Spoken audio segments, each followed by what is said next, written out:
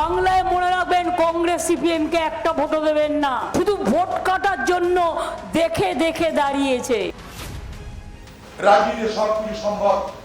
TMC আর BJP আঁতা হয়ে এ বাংলায় যদি আগামী দিনে জোট সরকার হয়, অবাক হবেন না।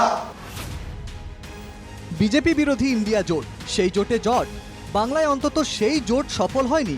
একাই 42 আসনে প্রার্থী দিয়েছে তৃণমূল। বাম কংগ্রেসের আসন সমঝোতা নিয়েও দীর্ঘ টানাপোড়েন চলেছে। বামের ভোট রামে গেছে, এই অভিযোগ বারবার উঠেছে।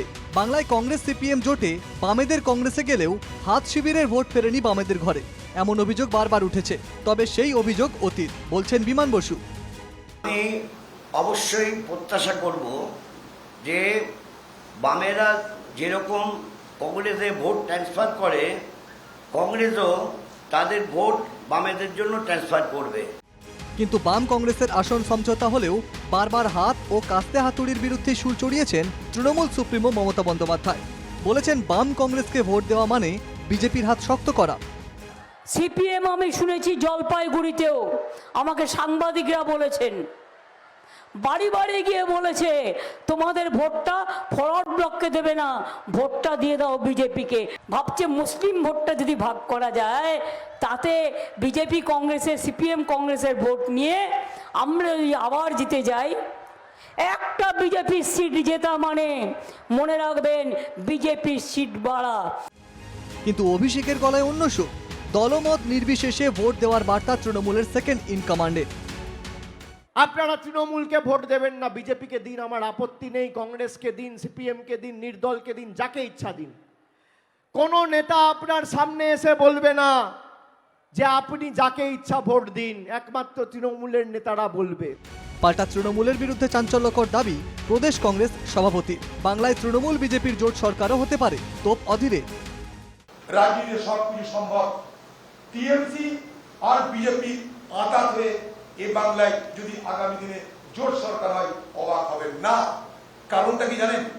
কতগুলো সিমটম বলি আপনাদেরকে। সে সিমটমটা কি? ডায়মন্ড হারবারে বিরাট লড়াই করবে বিজেপি বলে ঘোষণা করবে, সেই ডায়মন্ড হারবারে প্রার্থীটা দিল যাকে সহজে পরাজিত করে খোকাবাবু জয়ী হতে পারে।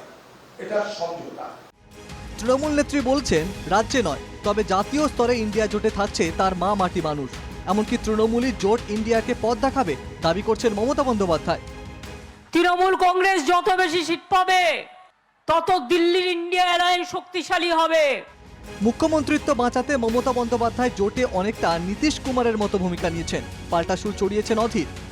কি এমন ঘটল যে ইন্ডিয়া জোটে শুধু সামিল হওয়া নয়, ইন্ডিয়া জোটের নামকরণ আপনি করেছিলেন বলে গর্ববোধ করে সংবাদ মাধ্যমের সামনে এসে বললেন যে আমার পছন্দ অনুযায়ী ইন্ডিয়া জোটের নাম হলো।